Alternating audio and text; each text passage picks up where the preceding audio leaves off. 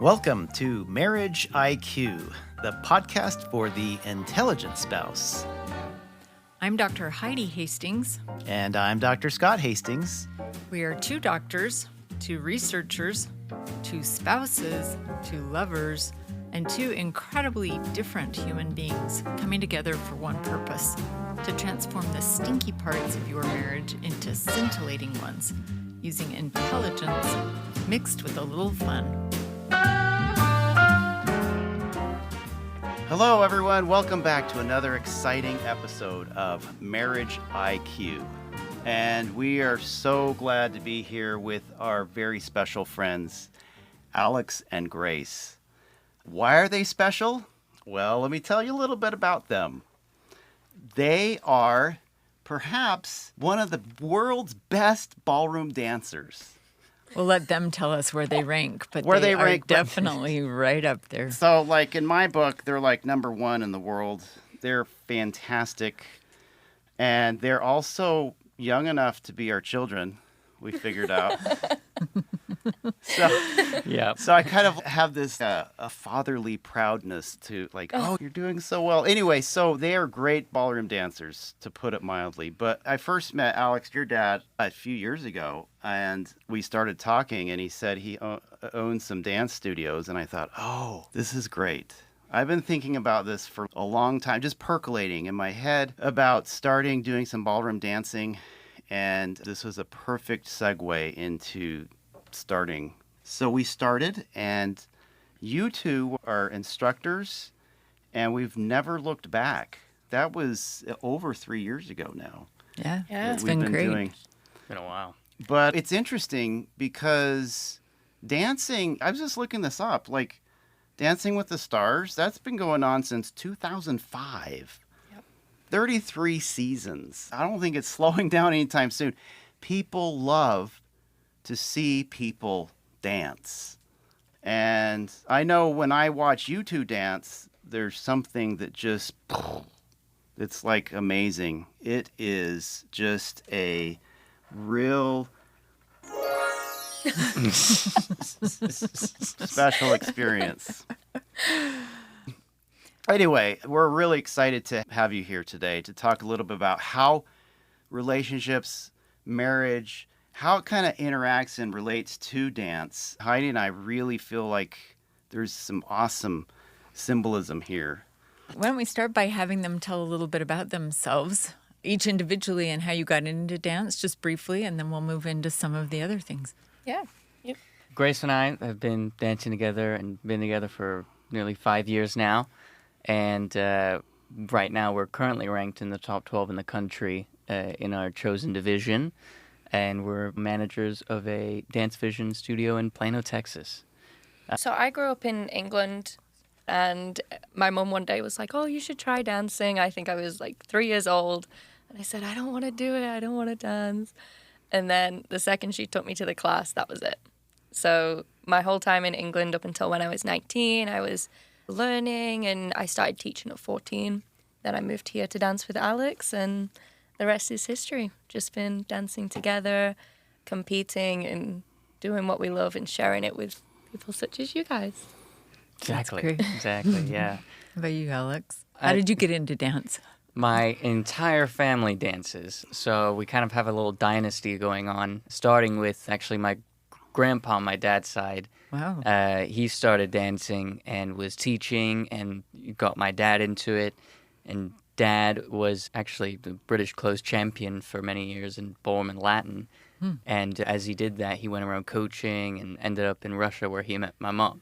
They met in a coaching, so my dad was coaching Mom. It's a funny story because... Scandalous. Exactly.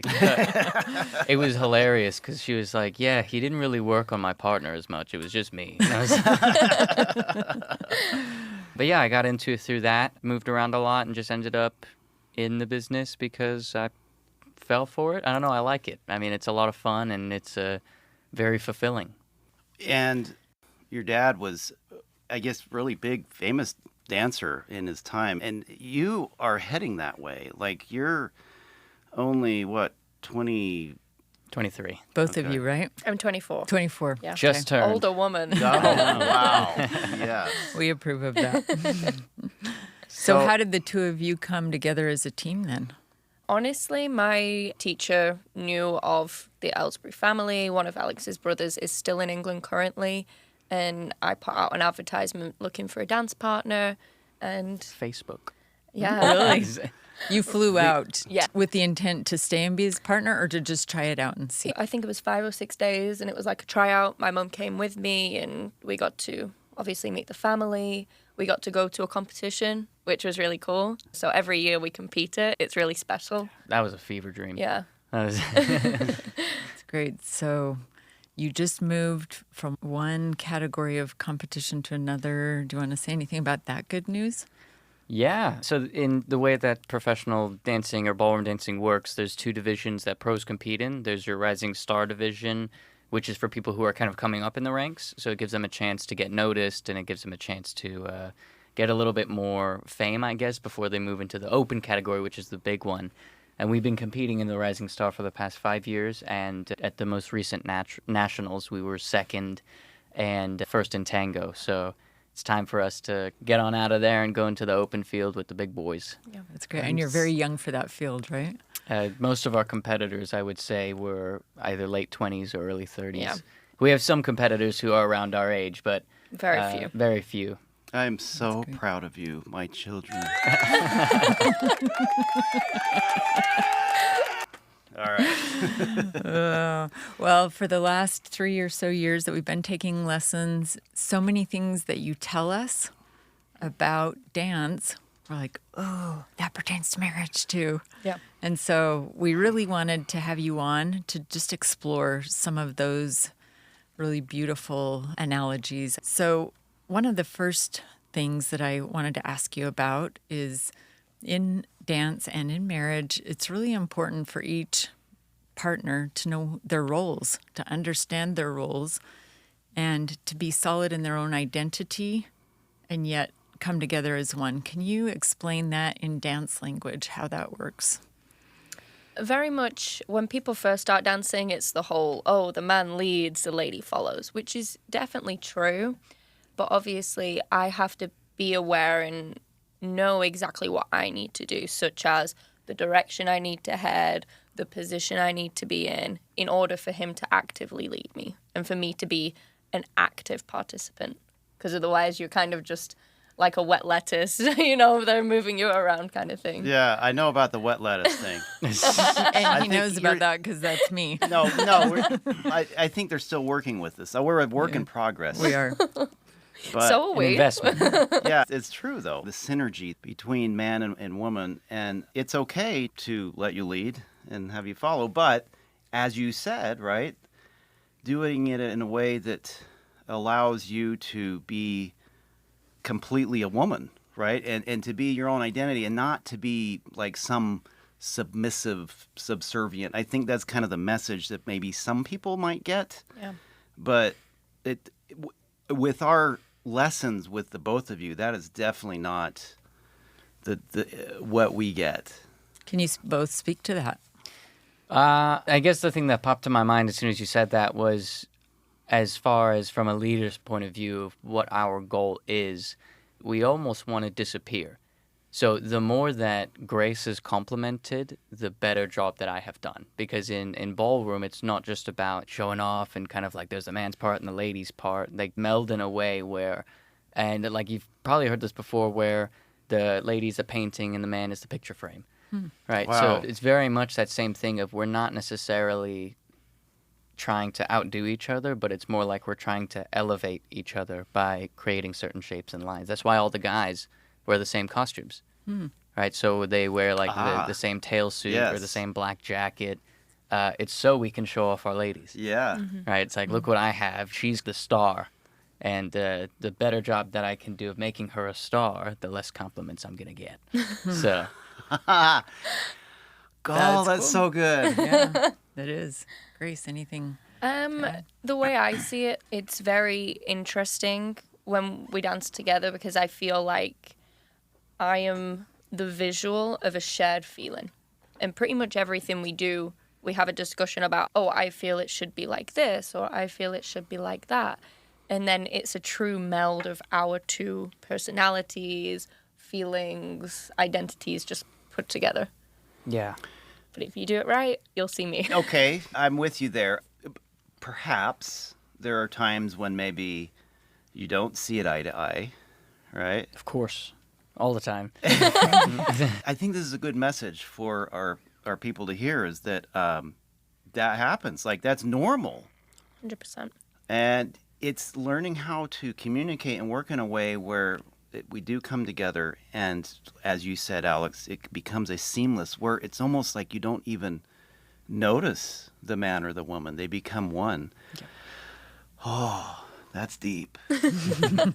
Well, when you see in competitions, you'll see a blend of different competitors. Like, if you look at our current top 6 in the country, you have couples where some people say, oh, that guy is awesome. And they'll just say, oh, the girl isn't as good as him and stuff like that. Or vice versa, like, oh, the girl is amazing, but the guy is not up to par. And then the people who end up winning is that blend where it's like they're both just, whoa, they're a couple. It's not just one person versus another person. It's a couple versus a couple. And I think the most difficult part is trying to blend that together and try and not overshadow each other. Or if you do want to do that, then you have to come up with a idea or some sort of plan of like, okay, you're the star, I'll be the foil. Okay. You know, so. How do you navigate those differences? It definitely takes a lot of work to get used to it. We see it obviously in ourselves and a lot in our students. Like, you're doing a team exercise together and you're forced to learn a new type of communication together. And when, like, you figure out how you solve those issues, that's how you really start to grow as a couple. So I'm guessing some of that's nonverbal communication. Some of it's verbal communication. Yeah. Yeah. I think the best thing is to learn as quick as possible is accountability. Mm-hmm. So whenever you're dancing and something messes up, it's very easy in dancing to feel like it's the other person that's doing it wrong. But more times than not, it's yourself. And so it's really hard to take a step back and go, why did that happen? Did I do it or did she do it, right? And so it's very difficult sometimes, especially if you're in a bad mood. You're off balance, right? And it's like, oh, it's just because I made you turn 360 degrees on one foot, right? So that, I think, is one of the most difficult things, is just having the accountability to take a step back and look at yourself and kind of be like, okay, that was me. Yeah, we call that insight on our podcast. We have the ability to be self-aware and have that aha moment of, okay, it wasn't just the other person. Yeah. I've got something to work on myself too. Yeah. And we have this quite a lot, like in the studio. I've taken several couples, but one springs to mind particularly. And they came in the first, I would say, 10 lessons, he never spoke to me. He never spoke, period. Like, Really? it was so bizarre, but everything she would say would be a negative about him. Oh, he's not doing this. He never does this, or so on and so forth. About the dancing, obviously, but it must trickle into their personal life. And the more I got to know them, like, I taught them, I think, for 2 years in total. Towards the end of it, he became so much more confident in himself, because and he was aware, yeah, I did do that, but also this wasn't my responsibility. So he was able to get the courage and stick up for himself, which we experience quite a lot. And at the end of it, the couple becomes more A, connected to themselves, but B, connected to each other. We've had people say to us before that we've saved their marriages. It's yeah. Crazy. Well, one thing I was yeah. thinking while you were saying that is I really like that neither of you just point to my faults or point just to Scott's faults. You'll call us out when we do something wrong, but you're calling us both out at different times, and there's quite a bit of balance in that. So that really helps us both see the need to be more self-aware. Yeah, 100%. Yeah. So a few things in dance that we've kind of noticed over the years with you is that it takes a lot of practice going over and over different steps, different moves. I know we've been working on foxtrot, waltz, cha-cha, swing, Tango. tango, rumba, Did you say salsa? salsa, most recently. That's a lot of dances. And they do it flawlessly. So lots of practice. And I'm sure that's not exciting sometimes for you. No.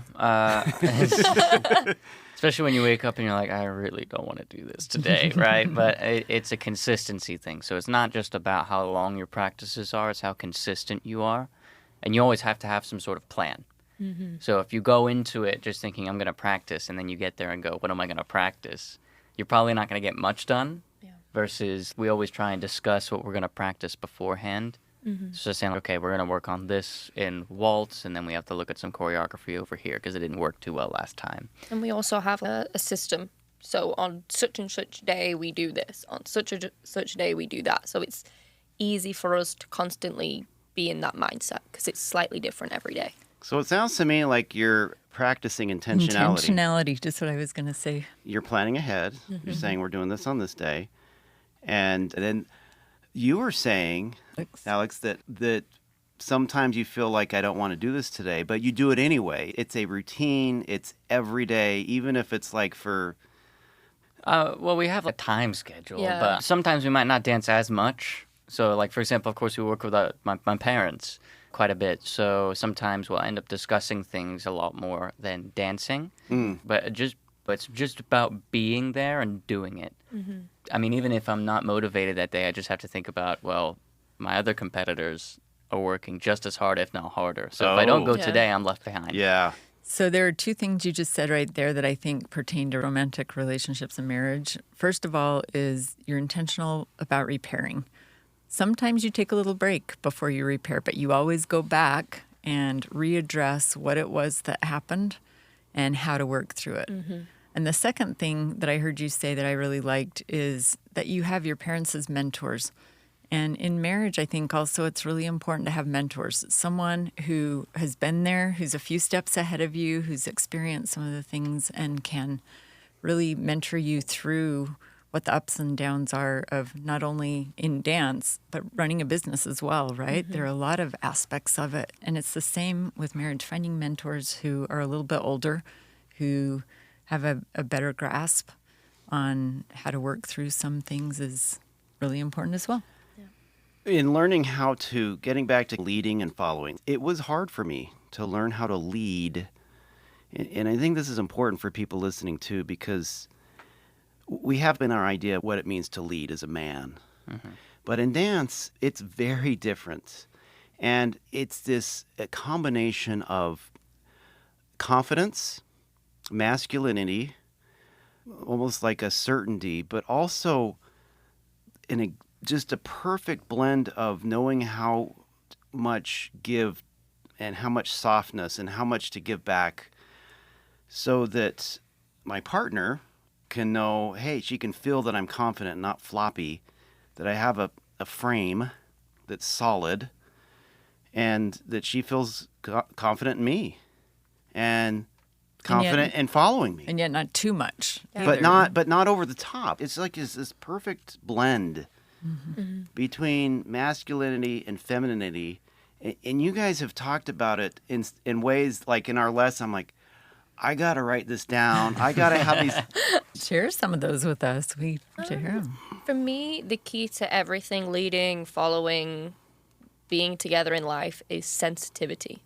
You have to be sensitive and open.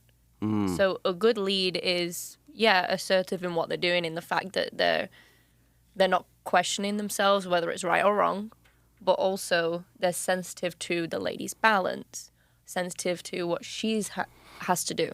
And us as ladies are sensitive to what signals we are being given.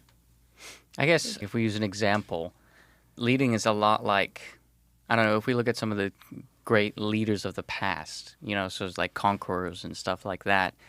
The great ones weren't necessarily just telling people what to do, but they were showing and doing what people wanted people to do. So in order for you to be a good lead, you have to know all parts. I've got to know exactly what Grace needs to do, right? Because if I don't, then I don't know the proper lead that I need to give to get her onto a certain foot. So there's a lot of parts in our routines where I have to know exactly where she is at all times, or else it could all fall apart. Also, sometimes something will be happening and he'll be like, I don't understand. What do you need to do? And I said, well, you need to do my part. And then he goes, oh, yeah, I understand why you're off balance. Sometimes you're just off balance some days, right? And Often for me. Grace wears these like tall, thin heels. And so I was like, it can't be that hard to be off balance. So, of course, stupid me tried on some of those shoes, started to try and dance, and immediately took them off because I nearly fell 3 times. Perspective. Yeah, well, it made me respect it a lot more and understanding, like, oh, your job is hard. Yeah. You know, it's... I hope our listeners can find some analogies with that. Find your wife's shoes Yeah, and walk there in you them go. for a while. But they have to be at least 2.5-inch heels. Do your arches hurt this whole time? You know, it's like... And you twirl and you spin. Wow. Just learning, too, from both of you over the years. I didn't know my posture. And we were watching this movie last night. Evidently, Americans really are terrible at posture, according to Europeans. At least the Danish. So it literally took that long, and I still struggle with it. But there's this balance of the shoulders back and your chest up. Grace, you mentioned it kind of like Spock in the Star Trek, you know, how he stands. And so we have a little code word for each other. When we're out in public and we're walking around, I just say Spock to Heidi, and she knows how to do it. And I suppose we could use that code word too if one of us is doing something that makes the other a little uneasy. Just to be Spock. like, Yep. yeah, let's Listen up. straighten up. But I mean, yeah, so it's very fascinating and interesting that just our posture We know what that means. can really convey a message of confidence and strength, even if for nothing else. If we have that frame, if we've learned how to be in frame and exude confidence, that's a life lesson I've learned and that I use every day. What does frame look like, Scott, for marriage? What would be analogous to frame? Well, that's a pretty deep question. It is. I don't know if there's a right answer to it, but I think perhaps our 4 foundational cornerstones are part of that. Do you have ideas, either of you? Frame, I guess, for in a marriage sense, to kind of put it into perspective. I mean, ballroom dancing is a lot like marriage. I know we're not married yet, but whenever we yet, well, never know, right? Never know. We've been together a long time, so no, I think it's because the more you understand about frame, the more you understand that you're both working together to lift each other up, right? So especially with the way gravity works and everything like that, in dancing and posture and whatever you do, you're constantly fighting gravity, which is pulling you down. And so you're using each other's bodies, connection, and posture to lift up and to feel lighter and support each other. Yeah. So maybe a marriage that is using each other's strengths instead of looking at our differences as problematic, to look at it as strengths that lift us up from multiple perspectives. Of course.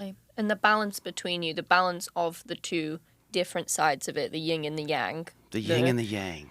Yeah, We're going I so love it. deep. Yes. So it's like if you're doing it right, then it's smooth. It's not hard. It's not clunky. It's not weighty, right? Yeah. You feel lighter when you're moving in tandem with each other. I really like that. And I love, too, how you talked about it really takes doing it over and over and over, practice. Mm-hmm. Talk about the humanity of dancing and how what do you that mean plays by into the it. humanity? Or like looking at it from a growth perspective of making the failures is part of learning and growing. 100%. In a competitive standpoint, we'll go and we might get a bad result, but it drives you to be so much better. The negatives push you further. If you go and only have good results, you're not growing to the same extent, especially because we're both competitive and driven in that perspective. It very much is like, oh, okay, I have to keep pushing. And a lot of that really isn't up to us. So that really difficult part is understanding that even if you get a bad result, it's not the end of the world, because at the end of the day, this wasn't your decision.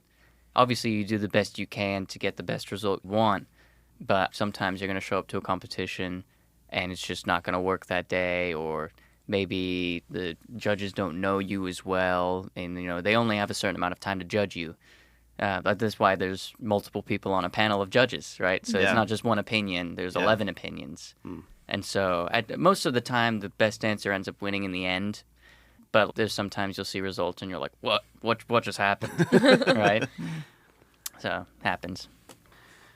All right. So I want to go back a little bit to when we talked in the beginning about the male, female, the masculine, feminine, the leading, the following, and just talk about how, as a female, you're the follower, right? Do you feel submissive, or do you feel oppressed, I guess, in your role as a woman who's following? I definitely have had those moments where I feel like, oh my gosh, I'm not in control of anything. I just have to suck it up and deal with the cards that I've been dealt. And sometimes it's not necessarily what I would have done. But then as I've progressed through my dancing and as I teach people, my role, I am just as powerful as he is. I have just as much freedom as he does. Okay. But I have to wait for an impulse to do it. Okay. But then I can take it wherever I need to go. What do you mean you have to wait for an impulse? He has to initiate the action. But once he initiates, I can then take it over. And then he'll then match me in wherever I'm going, whatever I'm doing kind of thing. But I really don't like using the word follow, because it does imply, oh, you just suck it up and go. Okay, so what word would you use? Probably being active or listening. Partner? Yeah, being a partner, or I am the interpreter, maybe. Oh. Because I have to interpret whatever code I'm being given and then make an informed decision of what I think it means and where I should go. Yeah, I definitely don't speak English sometimes when I lead, so she has to interpret a lot of different languages.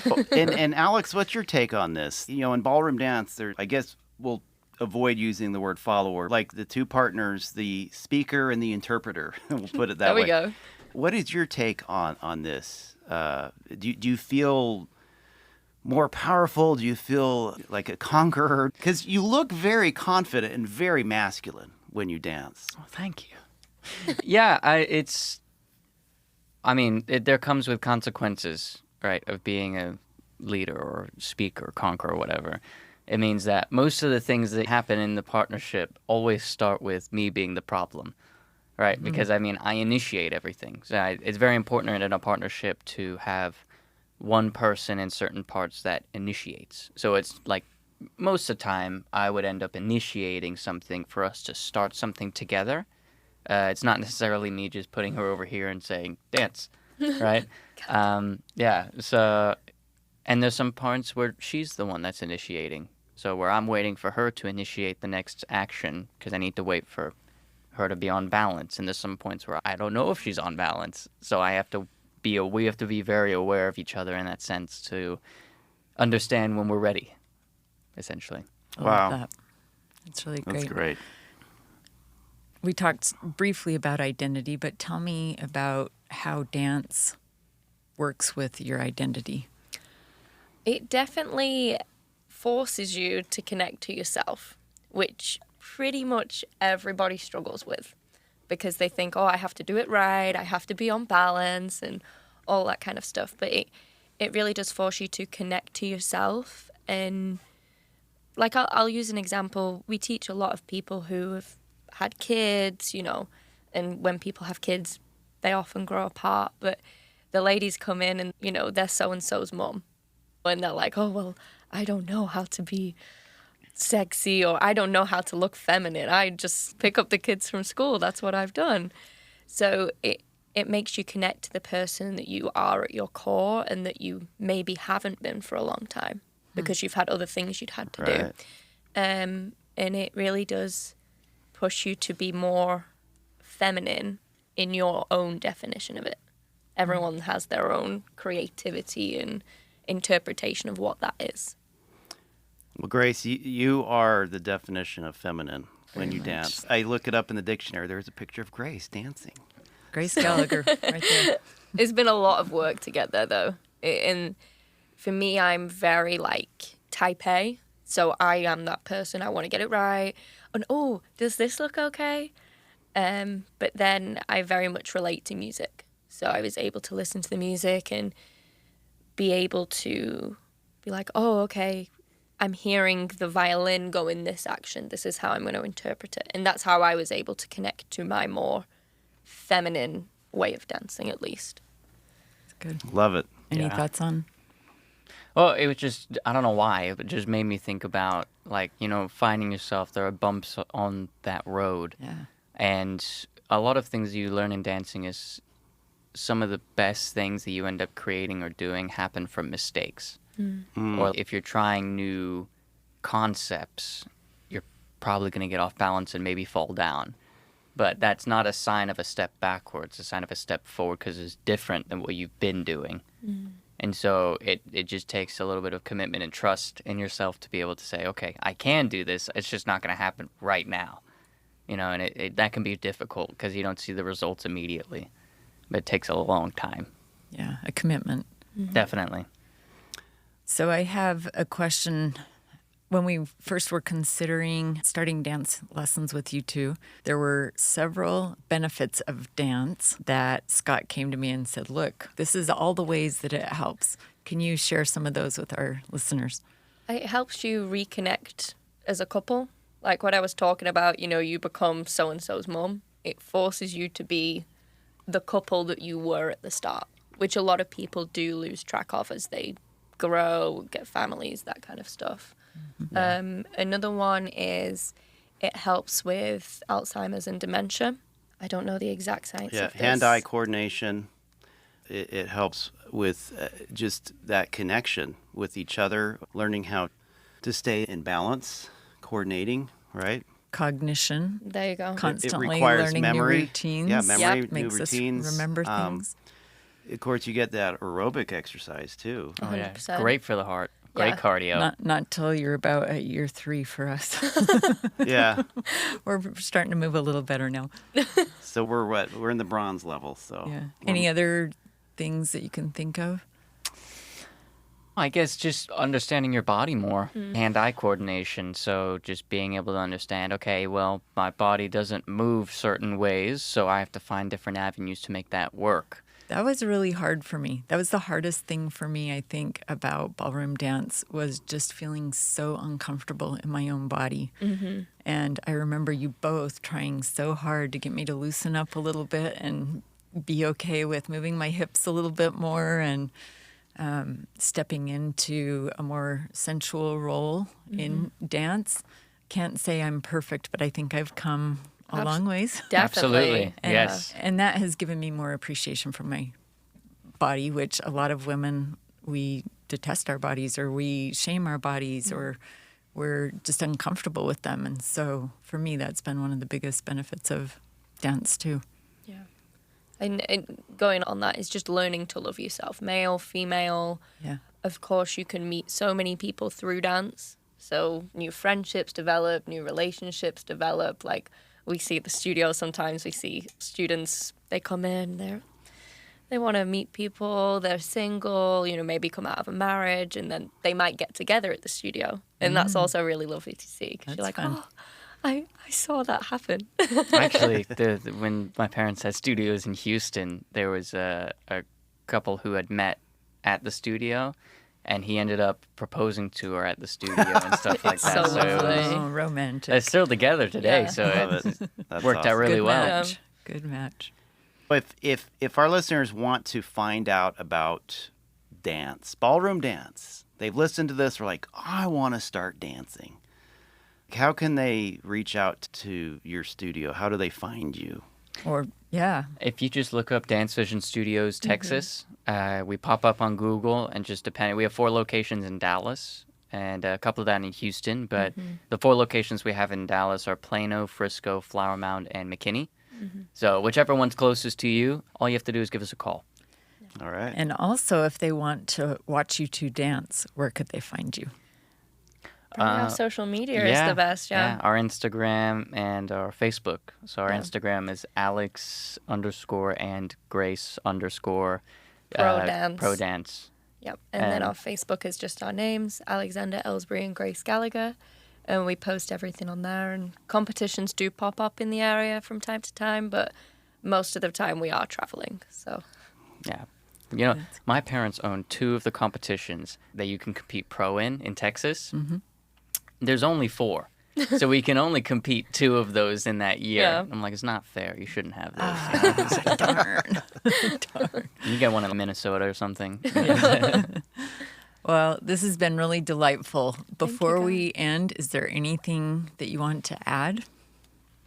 if you're thinking of taking dance lessons, do it. It will change your life. That We I have agree to. with. Yeah, we've been doing it for 3 years. It's not cheap, but it's a very, very good investment. It's a great return on our investment, and it's what we do.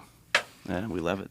And if it's not dance, find another activity that you can connect with that you can also find symbolism, how to work together as a team. We really encourage being intentional about creating connection in intimate ways through whatever you love.